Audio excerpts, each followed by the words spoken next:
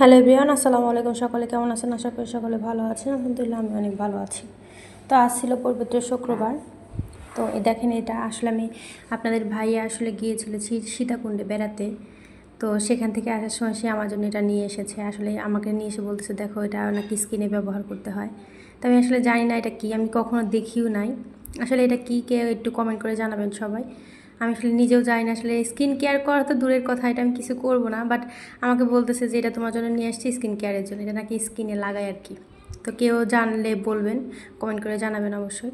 তো সকালবেলা আমি আগে কিচেনটা আগে পরিষ্কার করে নেব। আর যেহেতু কিচেনটা ভীষণ ময়লা ছিল, আমি কিচেনগুলো আগে পরিষ্কার করে নিয়েছি। আর তারপরে যে মাসের যে বাজারগুলো মোটামুটি যেগুলো কেনা হয় সেগুলো, তো এখানে আমি আগে ডিটারজেন্ট উঠিয়ে নেব।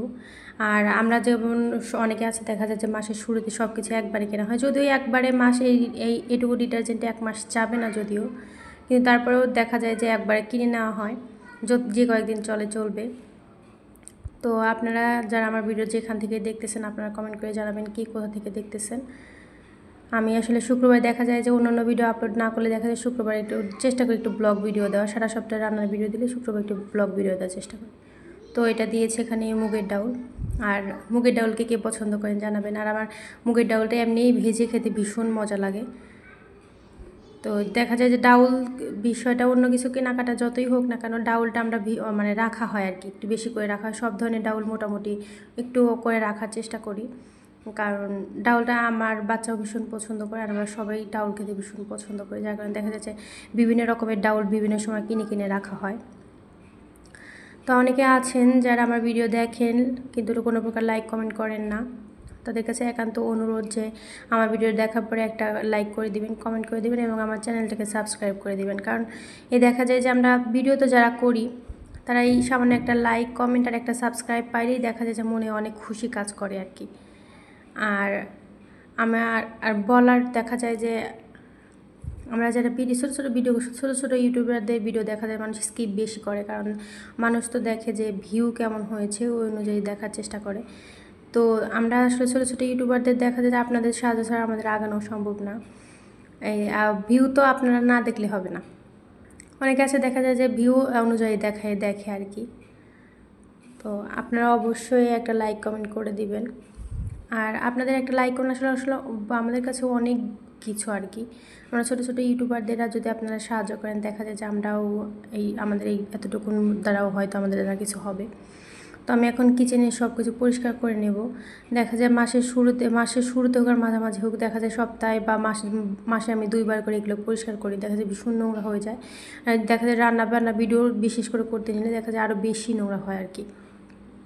তো আজকে আমি আবার একদম পুরো কিচেনের যে ওয়ালগুলো সেগুলো আমি পরিষ্কার করে দিয়েছি, কারণ তেলে হয়ে গিয়েছিল একদম। চুলা তো পরিষ্কার করা হয় ডেলি, কিন্তু ওয়াল বিষয়টা দেখা যায় ডেলি পরিষ্কার করা হয় না। তো আজকে আমি একদম পুরো কিচেনের ওয়ালটা পরিষ্কার করে নিয়েছি, সব কিছু একদম পরিষ্কার করে নিয়েছি। তো এখন এগুলো আমি সুন্দর করে সাজিয়ে নেব। আগে সাজিয়ে নেওয়ার পরে আর এরপর দেখেন যে এখানে রেখেছি অল্প একটু পোলাও চাউল রেখেছি, মাঝে মাঝে কিছুটা করতে দরকার হয়। এখানে রেখেছি মুগের ডাউল এবং রেখেছি মাসকলাইয়ের ডাউল। এখানে সামান্য একটু সাবুদানা আছে, সেই সাবুদানাটা আমি রেখে দিয়েছি এখানে মশলা রাখলাম। আর এখানে রেখেছি একটু 5 ফোড়ন। তারপরে এখানে আছে একটু সরিষা, লাল সরিষা সেটা। আর এখানে আছে জিরা, আর এখানে হলো হলুদ। আর দেখা যায় লবণটা এখানে রাখলাম, তেলটাও আমি এখানেই রেখে দেবো। তারপরে আমার এরপরে কাজ হচ্ছে ফ্রিজটা পরিষ্কার করা।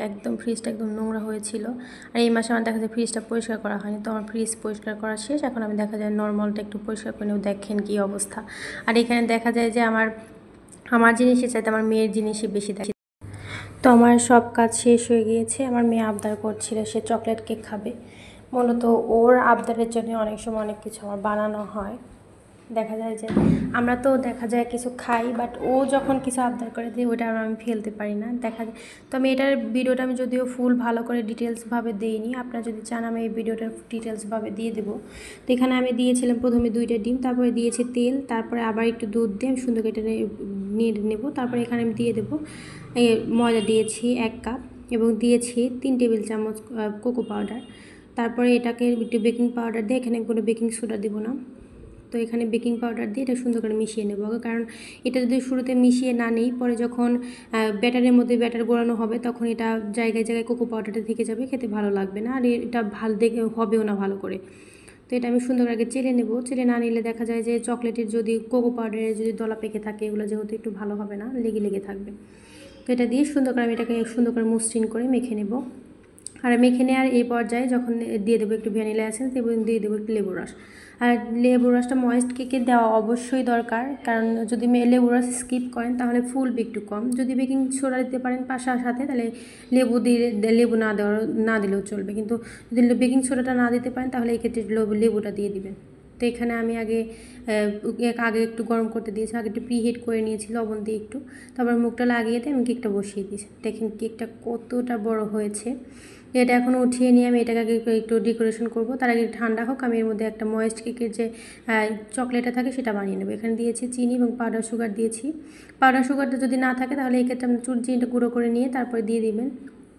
তো এখানে দিয়ে আবার কোকো পাউডার দিয়ে সুন্দর করে একটু ব্যাটারটা বানিয়ে নেবো। ব্যাটারটা বানিয়ে নিয়ে এটাকে আমি দিয়ে দেবো সামান্য একটু ভ্যানিলা এসেন্স, এবং এটার মধ্যে কিন্তু আমি অবশ্যই কর্নফ্লাওয়ার ব্যবহার করেছি, আপনারা এখানে অবশ্যই কর্নফ্লাওয়ার ব্যবহার করবেন। তো এটা আমি সুন্দর করে আগে একটু ছেঁকে নেব। আমার ভিডিওটা যদি আপনাদের ভালো লেগে থাকে তাহলে একটা লাইক করবেন এবং কমেন্ট করে আপনাদের মূল্যবান মতামত জানাবেন। আমার চ্যানেলটাকে সাবস্ক্রাইব করে আমার পাশেই থাকবেন। আর আজকের মতো বিদায় নিচ্ছি, দেখা হবে রান্নার অন্য একটা নতুন ভিডিও নিয়ে। সকলে ভালো থাকবেন, সুস্থ থাকবেন। আসসালামু আলাইকুম।